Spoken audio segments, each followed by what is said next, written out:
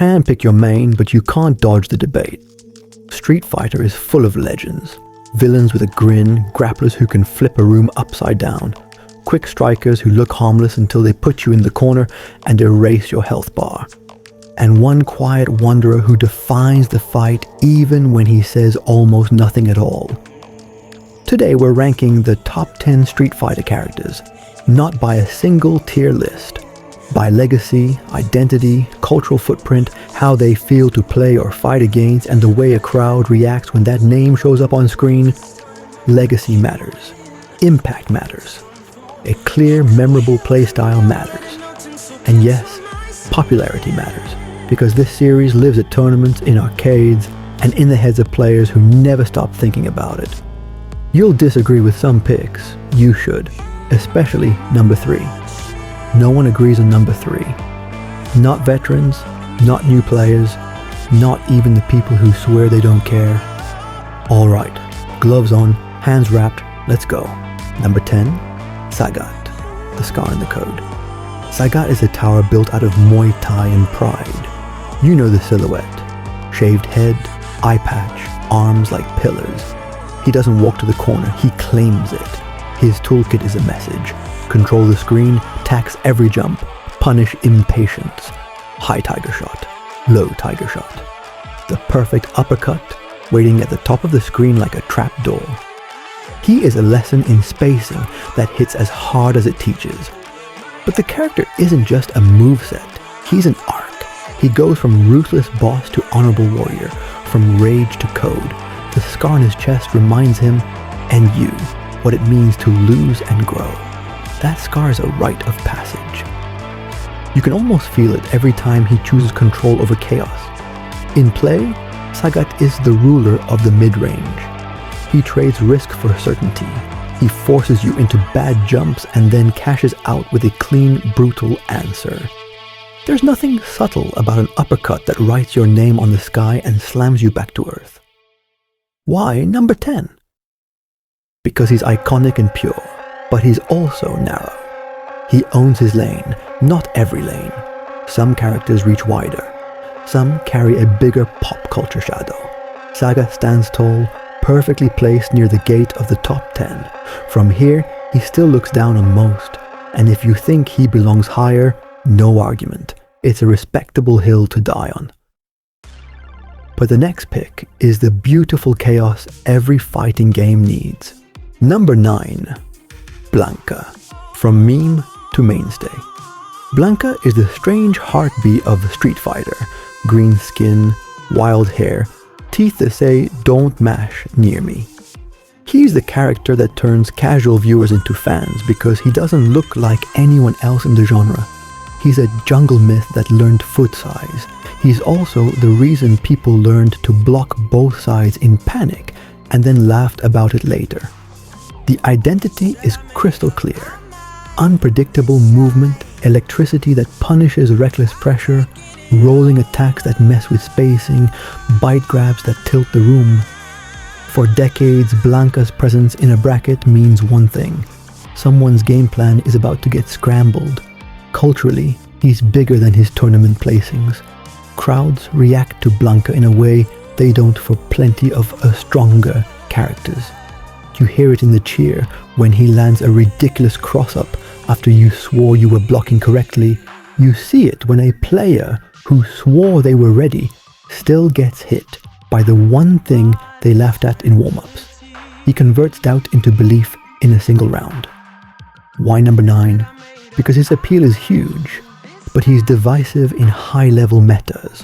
When he's good, he's a terror. When he's not, he's a specialist who needs perfect reads. Either way, he's unforgettable. And the next character took the opposite path. Cool, calculated, and built for the highlight reel of this era. Number 8. Juri, Chaos in High Heels. Juri is proof that newer characters can still become franchise pillars.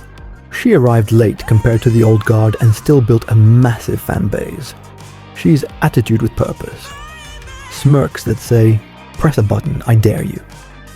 The character combines style with a real plan, stores and releases, pressure that builds and breaks, movement that slides in and out of danger, and a kit that always feels one step ahead of you. She's fast, she's sharp, she's the kind of rushdown that looks cool, even when it's just a basic frame trap done right. Her cultural footprint exploded in the short form era. Clips, cosplay, edits, fan art. The character is a magnet, but she also delivers in the system. She rewards game sense and punishes panic, which is why she shows up in serious play as often as she shows up on your feed. Why number 8?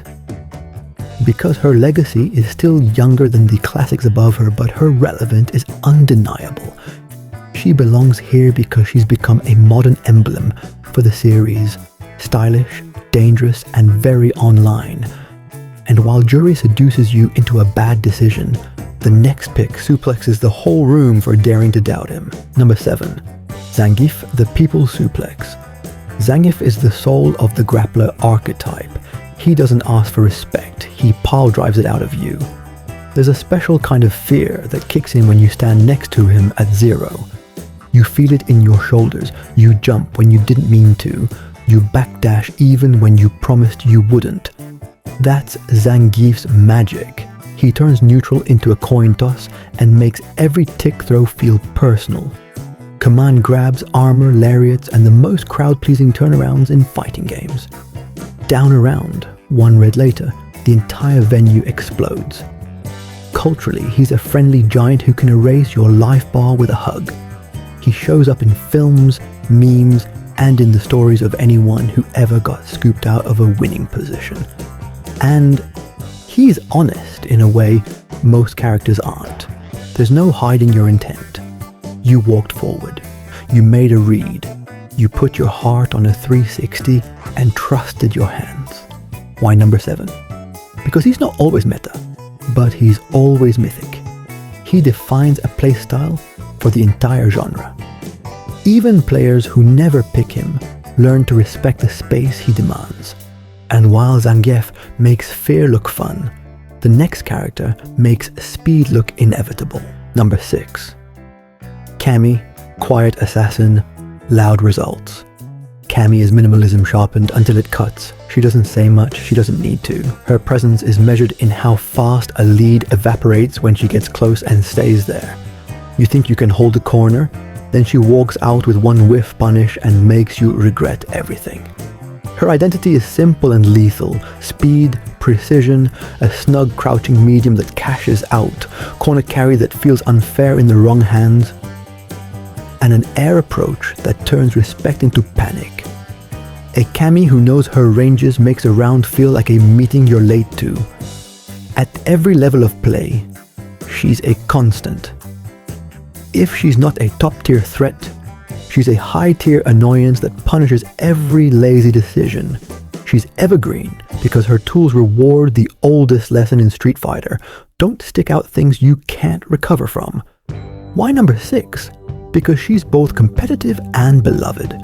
She's in posters, trailers, and on highlight reels where she never looks off-brand. You always know what you're getting, and it always works. The next character, though, isn't loved the same way. He's feared, hated, admired, and remembered as the smile you can't forget. Number 5. M. Bison, Dictator, Smile Without Mercy. Bison is the boss of Street Fighter as an idea. Psycho Power is a brand, and he wears it like a uniform. The smirk, the hat, the cape, the stomp that says, "What if neutral didn't matter for 5 seconds?" And the scissors that make you hold a space you never wanted to stand in. He represents control and cruelty in one package. When he walks forward, you back up even if you're supposed to fight him there. It's not just the moves, it's the feeling. He makes your screen look small. He is also a soundtrack. Stages and themes that people who haven't touched a stick in years still hum when they hear his name. In play, he's the emperor of oppression. Good Bison players don't defeat you. They herd you. They put you in a pen and wait for the mistake you already planned to make. Why number 5? He's a towering villain and a symbol of the entire series. but he's not beloved in the same way as the top four. He lives in your memory as the moment things got unfair. And speaking of unfair, the next character brings order to chaos with 2 moves everyone knows by heart. Number 4, Guile, Boom's Flash, America. Guile is discipline made visible. Sonic Boom and Flash Kick are Street Fighter's cleanest sentence. He throws a rule at you and punishes you for forgetting to read it. His whole game is about making the other person prove they can navigate fundamentals. Walk, block jump at the right time, don't jump at the wrong time. That's it. Guile demands patience and then he cashes out on your impatience. He's the poster child for players who love control without drama. Culturally, he's an icon. Military stance, flat top, a theme that turns any match into a montage. He's the dad core legend who never lost his edge, and the character beginners learn to fear because he makes bad habits cost double. In tournaments, Guile is a staple because he translates well between versions, systems, and balance patches. Why number 4? Because he's both a competitive anchor and a cultural constant. He proves that elegance isn't boring when it's backed by perfect numbers. Now, number 3, the lightning rod. The man who makes people argue about whether he's ever been better than his rival, whether he deserves this spot, and whether popularity should matter this much. Number 3, Ken, the polarizer. Ken is the argument that never ends. Is he better than Ryu? Was he ever? Does it matter? He's not just Red Ryu. He's flamboyant offense, a gambling spirit, and a refusal to be quiet. Ken plays for the crowd while still playing to win. He leans into risk for reward. He takes what's fundamentally sound and spices it with heat. In different eras, Ken has worn different faces. Aggressive rushdown, corner tyrant, neutral bully, and comeback king with a DP that sends a message even when it trades. You feel him on the screen in a way that makes the room louder. What keeps him here is not a single patch, season, or moment. It's the total package. Popularity that never fades. A fan base that treats every buff like a holiday and every nerf like a challenge. Story arcs that gave him more humanity and intensity, making him more than a palette swap and turning him into a character people root for.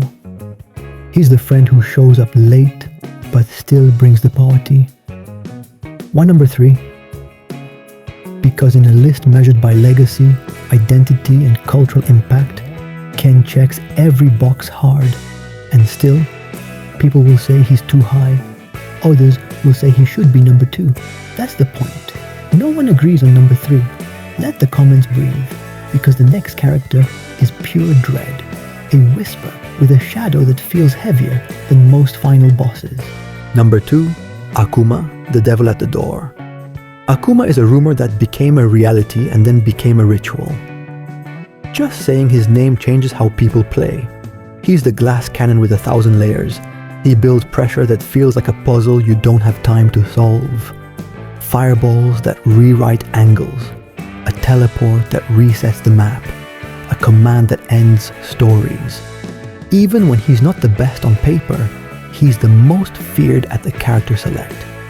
Akuma players make you feel like you're one mistake away from a clip, and they're right. The identity is perfect. He trades safety for menace. He asks if you can handle a rush of options without panicking. Most can't. Culturally, he's legendary. He blends myth with mechanics in a way few fighting game characters ever have. He's the poster boy for tech monsters, lab rats, and anyone who enjoys making a screen look like it has too many buttons. Why number 2? Because for decades he's been the name that makes both casuals and pros sit up straighter. He is dominance wrapped in restraint, and he's still not number 1. Because the road itself has a face, and it belongs to a man who never stops walking. Number 1, Ryu is Street Fighter. The headband, the white gi, the quiet stare like he's listening to something you can't hear. He is the building block for the entire genre. His kit teaches the language of the game: fireball for space, uppercut for the sky, button for the ground. He's the first sentence in a book that never ends. He represents fundamentals not as a limitation, but as freedom. With Ryu, winning feels pure because it came from the core ideas the game is built on. Culturally, he transcends the series. People who never touched a stick know who Ryu is. They know the stance, they know the shout. He's in commercials, cameos, and memories from living rooms and arcades on opposite sides of the world. He is growth made human. New versions change him, but the heart stays the same.